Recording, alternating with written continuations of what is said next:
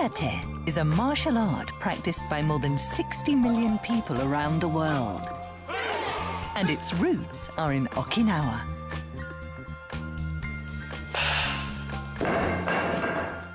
Okinawan Karate, the most traditional form of the discipline, is known for the brutal power of its blows. But that power is cultivated with the intention not to use it.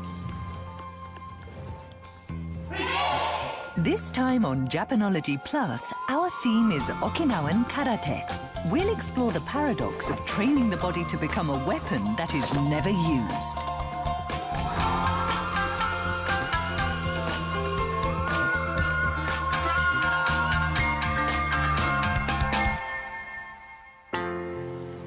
Hello and welcome to Japanology Plus. I'm Peter Barakan. Today I'm in Okinawa, which is the birthplace of karate, one of Japan's best-known martial arts. By the way, the term karate literally means empty hand, as in unarmed.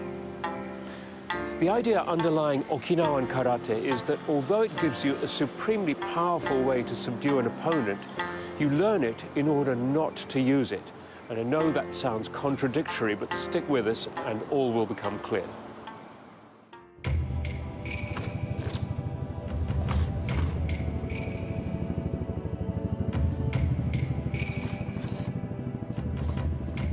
Like many other Japanese martial arts, Okinawan Karate embraces a distinctive spiritual dimension.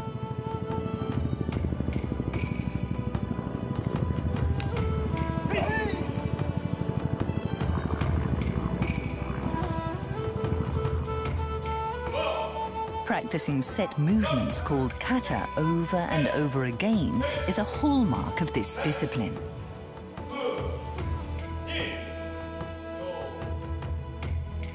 The kata embody the philosophy of a particular school of karate about how to evade strikes and, if necessary, to strike back through a series of fluid movements.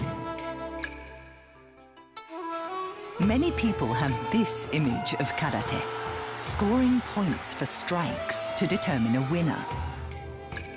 In Okinawan karate, that approach is rejected, and yet people spend years studying it. If they don't intend to use the techniques, why do they learn Okinawan karate?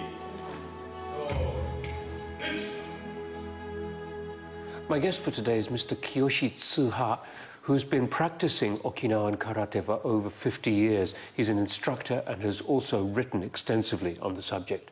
Thank you very much for being with us today. Kiyoshi Tsuha has been active in investigating the roots of Okinawan karate, which is not well documented. He also promotes the art abroad. He is a highly respected figure in the world of Okinawan karate. First of all, I think probably most people have an image of karate as being a contact sport. And I understand that in Okinawa that's not the case. Okinawan karate is not the kind of martial art where you try to defeat an opponent in competition. Okinawan karate is a martial art based on the ideal of protecting yourself by fully preparing your mind and body through practice. What kind of practice do you do and how often? The foundation of Okinawan karate is practicing kata over and over again. The importance of kata is paramount. There is no specific number of times. It's simply a matter of the more times you practice, the better. The aim is to increase your ability step by step. That is why you must practice. Okinawan karate has been called a lifelong martial art. Until the day you die, you'll still be training to get better. But if you never actually come up against an opponent when you're practicing, if in real life somebody did come up against you, would you be able to defend yourself? Let me give you a practical demonstration. I'll show you how practicing kata enables you to deal with a real-world situation. An adversary grabs your arm. The first thing you need to do is break free of his grip, right? Self-protection. Please grip my arm firmly, and I'll easily break free. Easy. Now grab my arm with both hands. I can easily break free of this too. I pull my arm across like this, that easy. And these movements are drilled into me by doing kata. In practicing kata countless times, you are practicing defense and attack moves. Okay, I get it. But the purpose is not to use the skills that you've learned. I would say to never need to use the skills. When you train in the martial arts, you develop an aura. That aura makes people think twice before attacking you physically. The aim is to nurture an individual who will be able to deter an opponent or even eliminate that opponent's desire to fight. It sounds like a paradox. Acquire the power to win fights, but never use it. How did Okinawan Karate come to have this philosophy? Okinawa Prefecture is located in the far southwest of the Japanese archipelago. This region was once ruled by an independent kingdom, Ryukyu. During that period, the Ryukyu kingdom traded with China's Ming dynasty, with Japan, and with other nations. Exposure to these cultures fostered a unique identity. Okinawan Karate was one aspect of that identity, blending the distinctive fighting style of the Ryukyu aristocrats and warriors with Chinese kung fu. In 1609, the Satsuma domain in southwest Japan conquered Ryukyu. They imposed a strict ban on the possession of weapons. As a small community, the people in the Ryukyu Islands knew they could not defeat a large, powerful neighbor, so they chose to avoid aggression and focused instead on self-protection.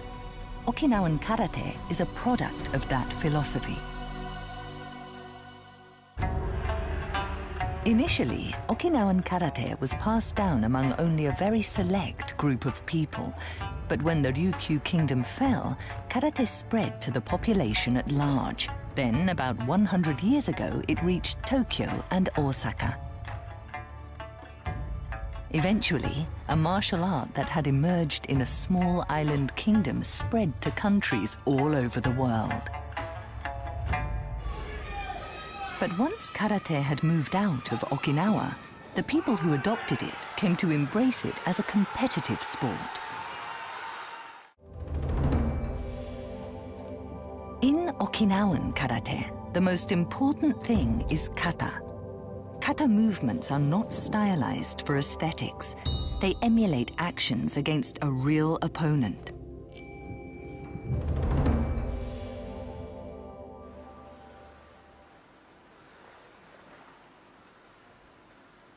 This kata is called kusanku. It is an advanced form for high-level practitioners.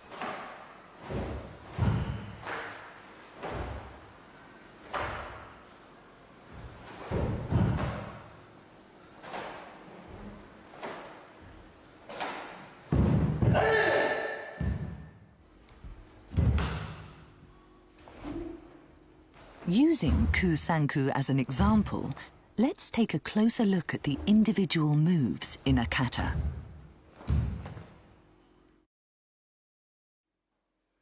Opponent right in front, and the sun is behind him. I have the sun in my eyes. It's dazzling me. So I have to block out the sun in order to see him. And now I show that I would rather resolve this peacefully. But my opponent attacks me anyway. I deflect it. He attacks again. I deflect that too. He tries to kick me. I block it. He punches again. And now I strike back and deliver the crucial blow. So we have an attacker making a series of strikes, and finally I strike back. In order to make the Kusanku kata easier to understand, the attacker uses techniques that require the expert to employ the moves of the kata. The expert is repeatedly taking action to protect himself and only switching to counterattack as a last resort. All kata follow this defense-first pattern. We say, you should not be struck, nor should you strike. In karate, we do not strike first. Only after you have been attacked can you consider delivering a blow yourself. That is the golden rule of karate. No kata begins with an offensive strike. This reflects a shared vision of Okinawan Karate as a defensive discipline.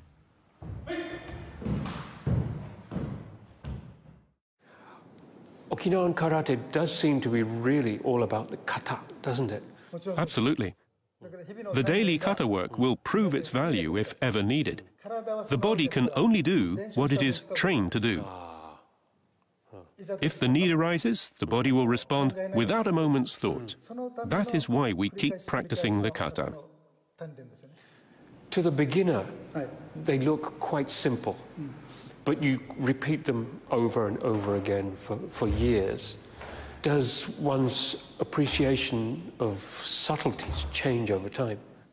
Every time you do the kata, you feel yourself mastering it more. You will feel more speed, more power. Your body gets a clear sense of it.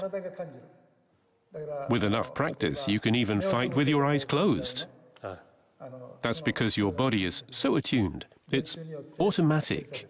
In the old days, people would work on one kata for 10 years.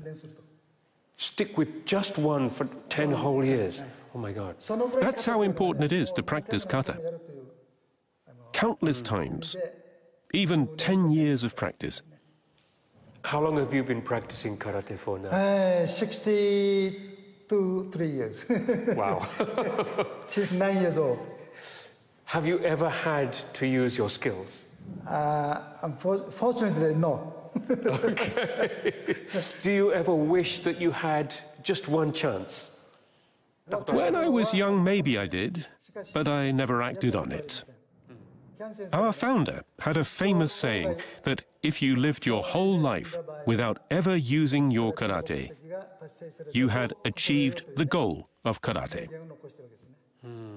It's good to never have to use it, while at the same time, it's good to have the confidence that you could use it, if in fact you ever did have to use it.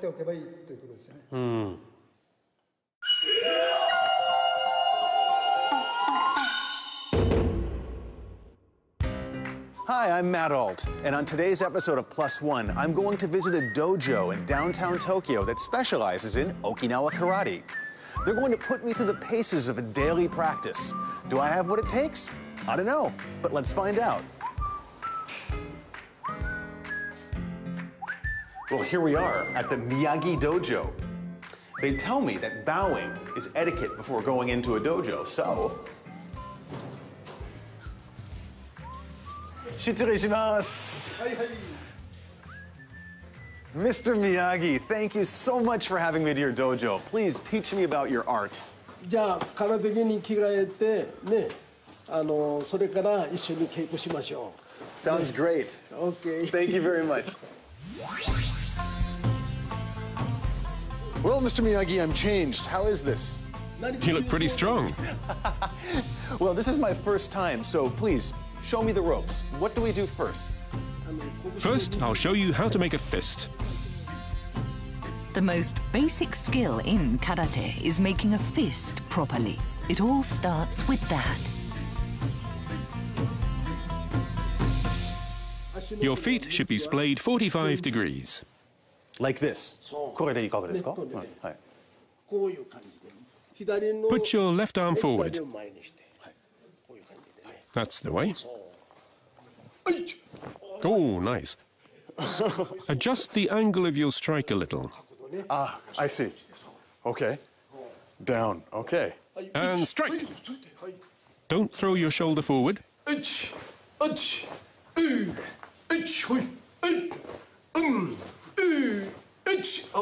okay. Is it tiring? Yes. You okay? That's very tiring. This is the most basic posture for building up strength in your legs. Since fists are the weapons of a karate practitioner, they must be trained too. But maybe Matt doesn't yet realize just how tough the training might be. Is that blood? I guess my question is, am I going to bleed? Well, you don't need to hit that hard today. But, you know, over time, if you really get into it, it does happen. Yes, your fists probably will bleed a bit. Well, your own fists are amazing. These are amazing fists. After decades of punching a hard surface, your fists will eventually turn into weapons. The core of karate is to protect yourself with your fists. So, we keep pounding them until they're tough.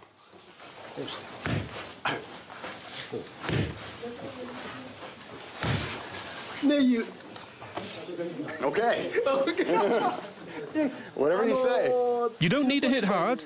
Hi. First, just place your fist against the board.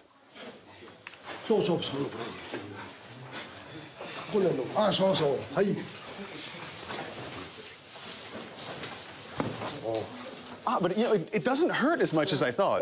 No, it doesn't hurt.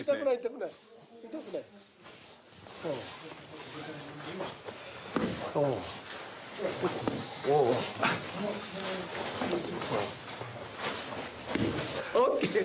Thank you. That was very interesting. Oh, look, my first blood. This is basic training for having strong fists.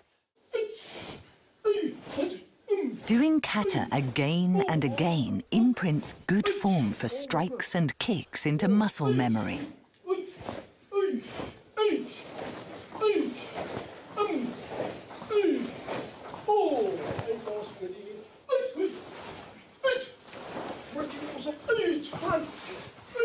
As training goes on, practitioners move on to more difficult techniques.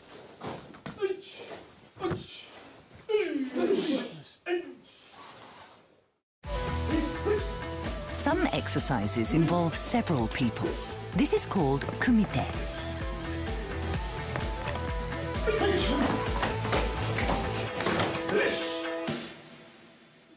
Well, Matt, I think we ought to give you a test of karate power. Matt will be trying to break a board about 1.5 centimeters thick. Can he do it? You just go. Didn't hurt? Good. Then give it another try. Yes!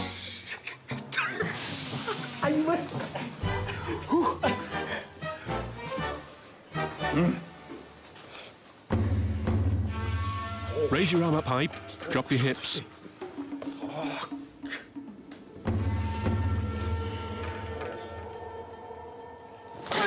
Okay.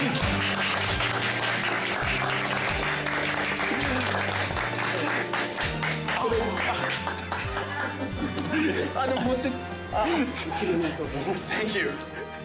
Well, that was really something else. I've seen martial arts films and demonstrations many times before, but I've never had the chance to participate. This was a really, really thrilling experience. There you have it. Next time you're in Japan, look for a local dojo. Maybe you can practice some Okinawa Karate too. Until then, see you next time.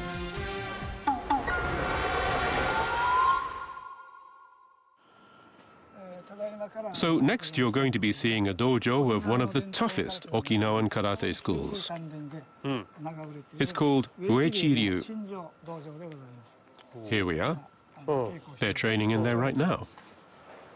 Okay. Students of the Uechi-ryu school undergo an extremely demanding training regime.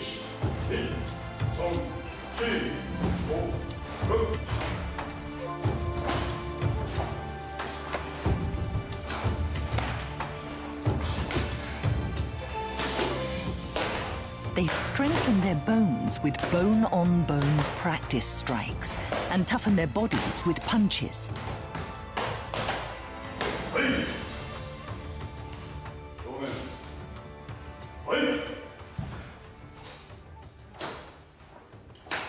Experiencing pain leads to feelings of anger and the urge to retaliate. The ideal of this training is to eliminate anger as a source of conflict.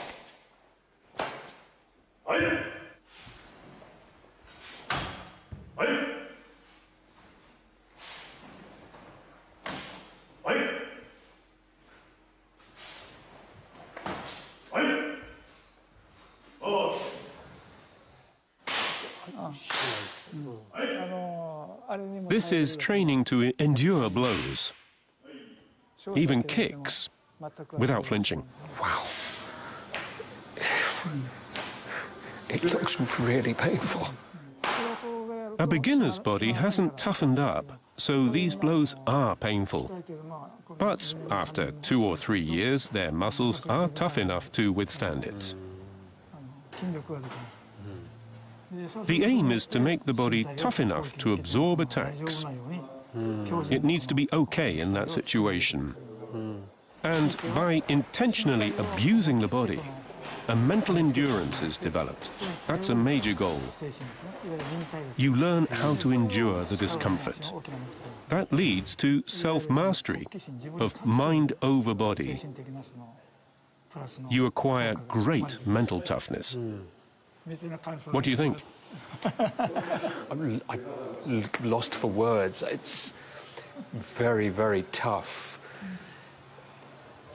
I mean, I personally have a pretty low pain threshold, so just imagining how that must feel boggles my mind. Uechi-ryu uses some training methods that are almost unbelievable.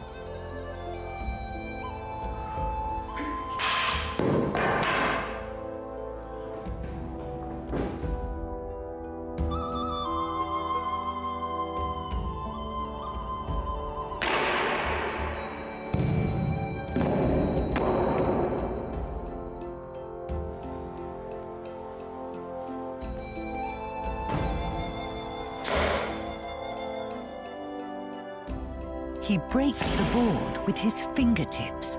And this is not for demonstration purposes. It's a technique with a purpose.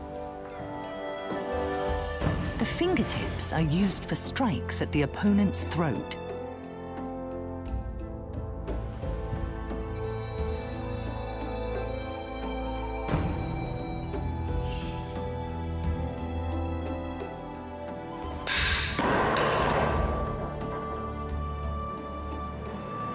And an arm that can snap a baseball bat can do the same to a neck. Easily fending off an opponent's attack, and only finally, if necessary, exerting extreme force. This is Okinawan Karate. By cultivating an unflinching body, the karate expert intimidates the opponent into losing their will to fight, thus preempting conflict. Everybody wants to be strong, but of course it's not easy. So can you tell me, why have you chosen this path? Well, I think I just enjoy the process. Of course, the training is often grueling, but that's a hurdle that has to be overcome. It's the only way to advance to the next level. It's a sense of happiness and satisfaction from making progress through the process. That's what keeps me going. That was all terribly impressive, but I kind of wondered, do you really need to go quite so far?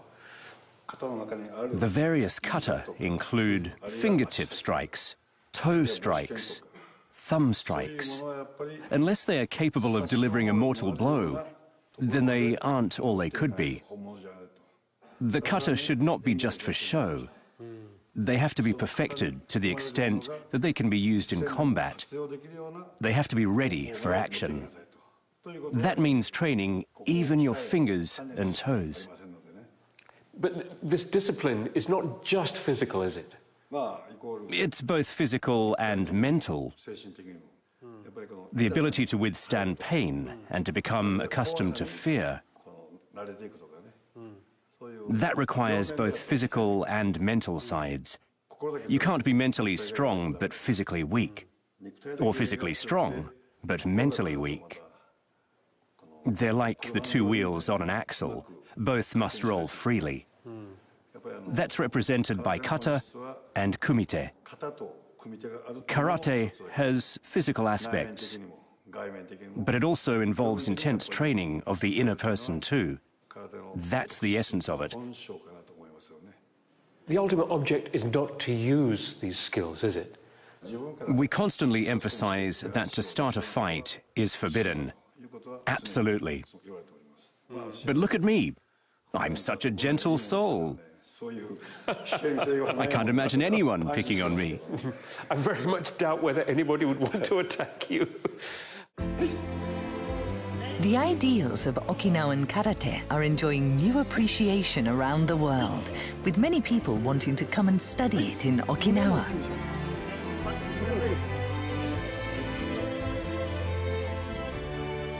In 2016, Okinawa Prefecture introduced Karate Day. It is part of a movement to spread information about Okinawan Karate as an element of Okinawa's unique culture.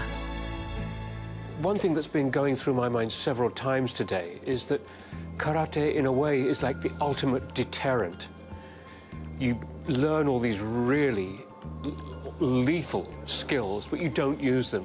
On the other hand, you might do in a really, really tight situation. And it kind of got me thinking about nuclear weapons. The only thing is, if you do use a nuclear weapon, then that's it. You know, we're all gone. And it kind of struck me that it might be an idea if the 5 permanent members of the United Nations Security Council could all go and learn karate instead.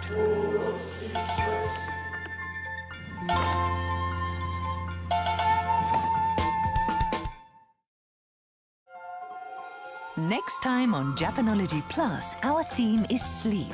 From making the most of a short nap to sleep-centric goods, we explore the latest developments.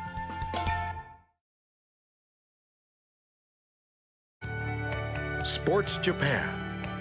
This show is your guide to the fun and exciting world of Japanese sports and martial arts, with in-depth analysis and up-to-the-minute stories.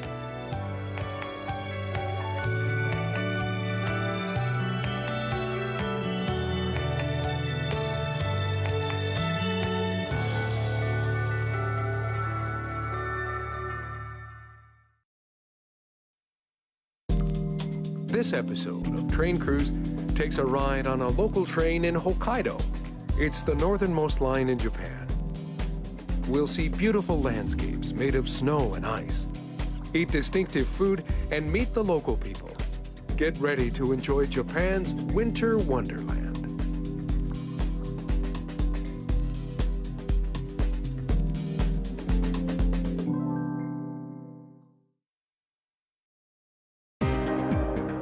A newsroom like no other. If the conflict breaks out, bringing you a different perspective on Asia.